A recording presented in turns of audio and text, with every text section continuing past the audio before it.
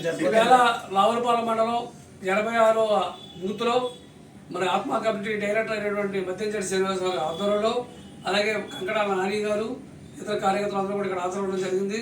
శ్యాంప్రసాద్ జయంతి వేడుకలు చాలా విజయవంతంగా జరుపుకోవడం జరుగుతుంది. ప్రతి బూత్లో కూడా జరపాలని జాతీయ పార్టీ రాష్ట్ర పార్టీ కూడా ఆదేశాలు ఇవ్వడం జరిగింది. దాని దృష్ట్యా ఈ కార్యక్రమం చేయడం జరిగింది. ఈవేళ శ్యాంప్రసాద్ ముఖర్జీ ఒక ఆశయాలు ఏవైతే ఉన్నాయో అవన్నీ కూడా మరి నరేంద్ర మోడీ గారు నెరవేరుస్తున్నారు.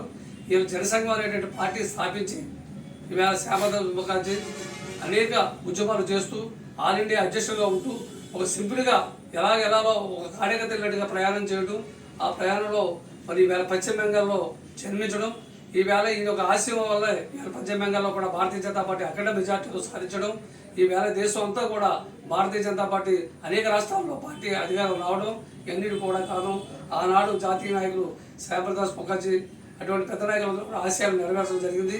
ఈవేళ జనసంఘం స్థాపించి మళ్ళీ మనం పోటీ చేయడం, పోటీలో ఘనంగా ఓడిపోవడం చూడటంలో మళ్ళీ 80లో భారతీయ జనతా పార్టీగా మన పార్టీ స్థాపించి 80 నుంచి అటల్ బిహారీ వాజ్పేయి ఆధ్వర్యంలో ఈ భారతదేశంలో పార్టీ మరింత బలోపేతం అవ్వడం జరిగింది.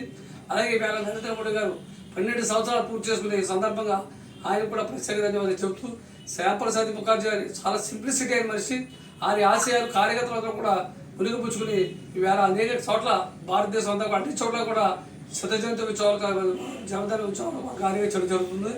ఈవేళ నిజంగా అటువంటి నాయకుడిని ఆదర్శంగా చూసుకుని రాబోయే కాలంలో కూడా భారతీయ జనతా పార్టీ అధికారంలో ఉండి అనేక చట్టాలు ఇంకా చేయవలసి ఉన్న చట్టాలను కూడా చేయడానికి మనందరం కూడా కంకరబద్దులై రాబోయే కాలంలో కూడా భారతీయ జనతా పార్టీ విజయానికి కృషి చేయాలని చెప్పి కోరుకుంటూ సెలవు తీసుకుంటాం.